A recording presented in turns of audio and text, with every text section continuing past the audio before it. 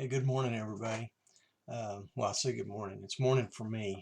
Whatever time you get up and get around to doing your daily devotionals and daily reads, good afternoon or good evening. Today's read was out of 1 Samuel chapter 22 and 23.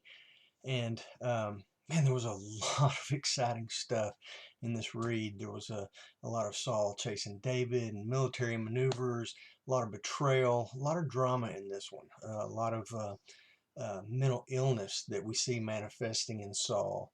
And a lot of his people, soldiers and whatnot, are defecting to David because they see how Saul's running the kingdom into the ground. Um, but the main law enforcement takeaway that I got from today came pretty early in chapter 22. And I'm going to read a little bit uh, for you. And we're gonna reference some other verses that kind of feed into this and confirm this. But first off, the law enforcement takeaway for me is, and I have experienced this in my 30 years of law enforcement. My wife was very nice to remind me of this when I talked to her about it this morning. But how many of you guys and gals carry a weapon with you everywhere you go? And that's what we're supposed to do as law enforcement officers.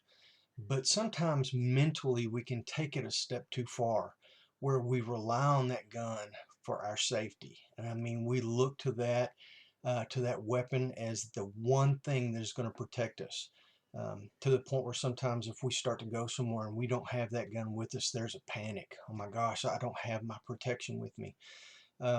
Saul got to be like that. Saul got to the point where anytime we read in 1 Samuel that he had his spear in his hand, you knew something bad was about to happen. As a matter of fact, in chapter 22, verse 6 says he's under a tree and he's got the spear with him. When I read that this morning for the first time, it really kind of clicked, and I was like, where else does it say Saul constantly had that spear with him? Well, twice he had it with him, and he tried to kill David when David was playing the harp for him and trying to calm the evil spirit that was in him. One time he was sitting down with his generals, and Jonathan was in the room, and Jonathan took up for David, and Saul pulled his spear out and tried to kill his son Jonathan.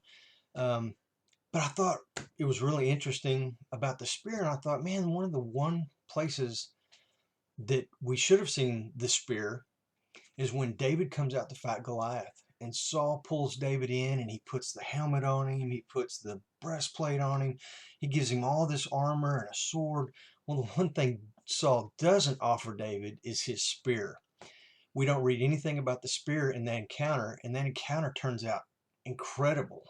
David kills Goliath. But everywhere we do see the spear, something bad happens. And I just got to thinking, how often have I looked to my weapon as my protection?